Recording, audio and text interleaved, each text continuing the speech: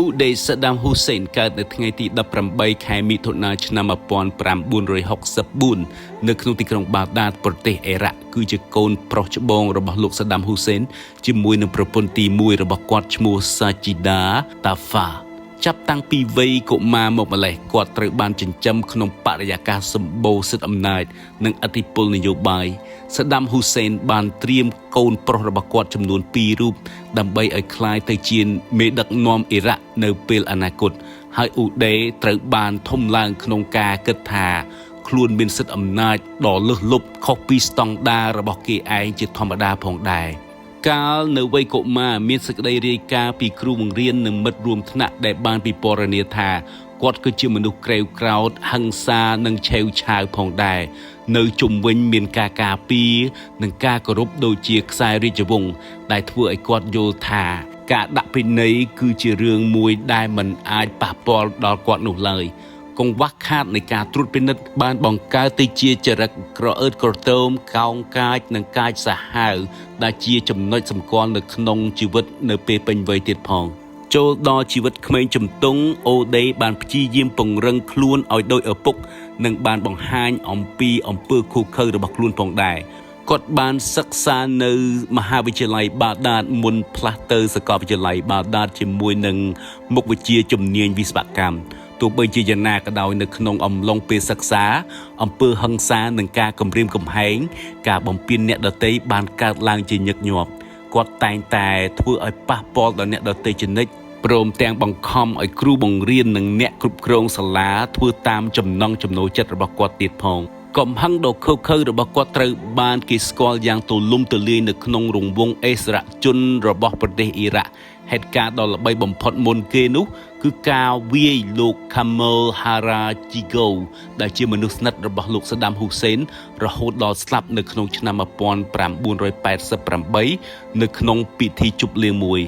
ឧដេបានសម្លាប់លោក Gigo ដោយចាក់នឹងកាំបិតនិងប្រើដងវាយកូនហ្គោលដើម្បីវាយរហូតដល់ស្លាប់នៅចំពោះមុខភ្ញៀវ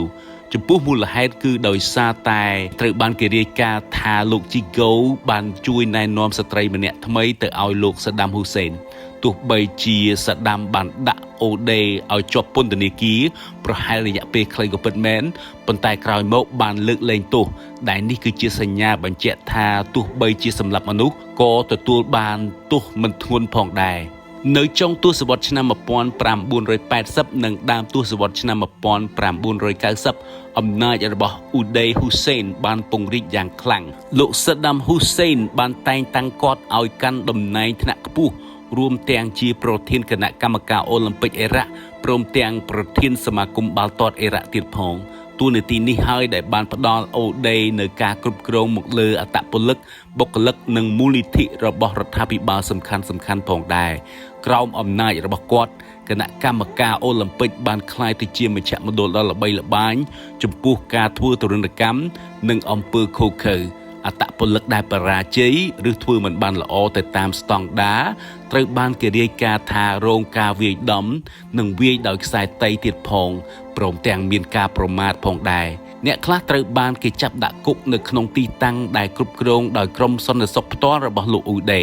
ក្រៅពីនេះឧដេក៏បានប្រើតួនាទីរបស់គាត់ដើម្បីលើកខ្លួនឯងនឹងការគ្រប់គ្រងប្រព័ន្ធផ្សព្វផ្សាយរបស់ប្រទេសអ៊ីរ៉ាក់តាមរយៈកាសែត Babil និងស្ថានីយទូរទស្សន៍ជាច្រើនផងដែរឧដេក៏ត្រូវបានគេស្គាល់ផងដែរដោយសារតែភាពប្រណិតភាពហួសហេតុនិងការរីករាយទៅនឹងភាពឈឺចាប់របស់អ្នកដទៃនិងការមកគុណផងដែរតាមសេចក្តីរាយការណ៍មកថាគាត់បានបើកឡានថ្លៃៗនិងមានពិធីជប់លៀងដ៏ខ្ជះខ្ជាយជាញឹកញាប់ដោយតែងតែចាប់ចម្រិតស្ត្រីដើម្បីភាពរីករាយផ្ទាល់ខ្លួនរបស់គាត់មានរឿងជាច្រើនដែលនិយាយដោយអ្នកដែលបានរត់ចោលស្រុកនិងជនរងគ្រោះនៃអំពើនេះដោយផ្ទាល់ដែលបានពិពណ៌នាថាគាត់បានចាប់យកនារីវ័យក្មេងពីសាលារៀនកូនក្រមុំពីពិធីមង្គលការនិងកន្លែងសាធារណៈដទៃទៀត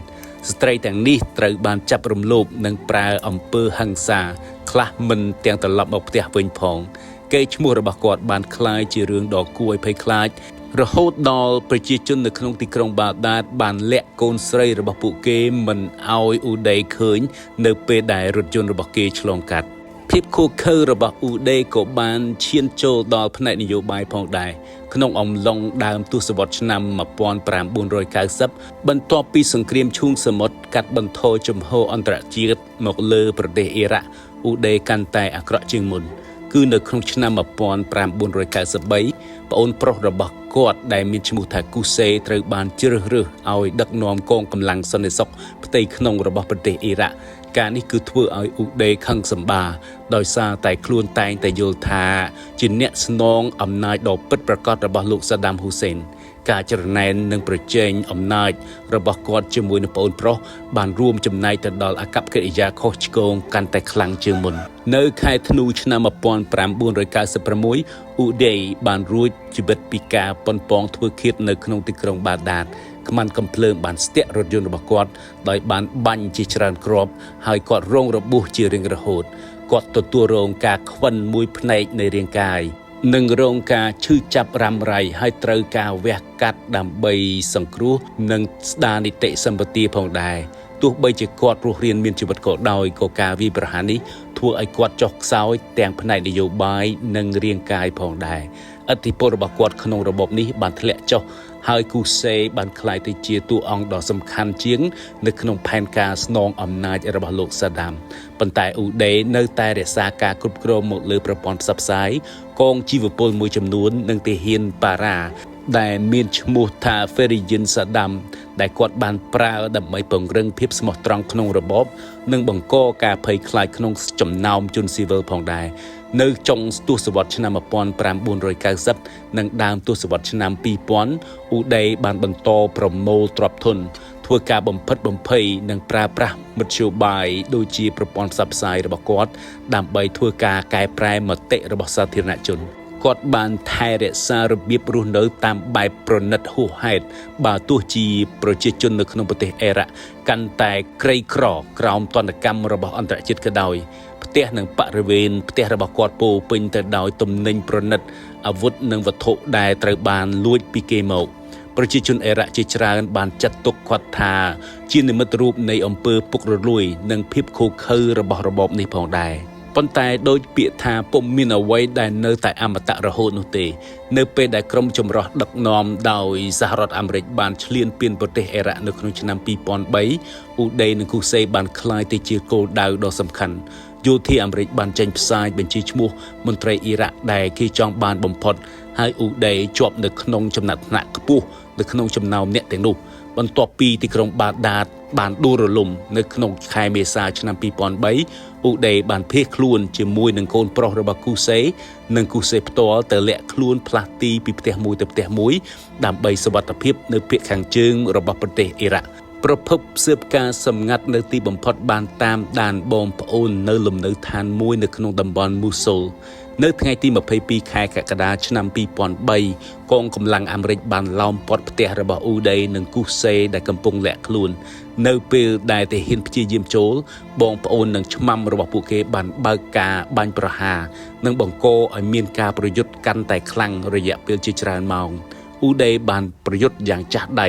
ដោយប្រើកំភ្លើងនិងគ្រឿងផ្ទុះក្នុងគោលបំណងដើម្បីទប់ទល់នឹងការវាយប្រហារនៅទីបំផុតយោធាអាមេរិកបានដាក់ពង្រាយអាវុធធុនធ្ងន់រួមទាំងគ្រាប់រ៉ុកែតដើម្បីបញ្ចប់ការប្រជុំមុខដាក់គ្នាទាំងឧដេនិងគូសេត្រូវបានសម្លាប់នៅក្នុងការប្រយុទ្ធគ្នាជាមួយកូនប្រុសរបស់គូសេនិងអង្គរៈម្នាក់ផងដែរបន្ទាប់ពីការស្លាប់របស់គាត់រូបភាពនៃសាកសពរបស់ឧដេត្រូវបានបញ្ចេញជាសាធារណៈដើម្បីបញ្ជាក់ពីអត្តសញ្ញាណរបស់គាត់ប្រជាជនអ៊ីរ៉ាក់ជាច្រើនបានប្រតិកម្មជាមួយនឹងការធូរស្រាលនៃអារម្មណ៍ដោយមើលឃើញថាការស្លាប់របស់គាត់គឺជាការបញ្ចប់នៃរូបភាពដែលគួរឲ្យខ្លាចបំផុតនៅក្នុងរបបនេះគេដំណើររបស់គាត់នៅតែត្រូវបានគេមើលឃើញដោយអំពើហិង្សា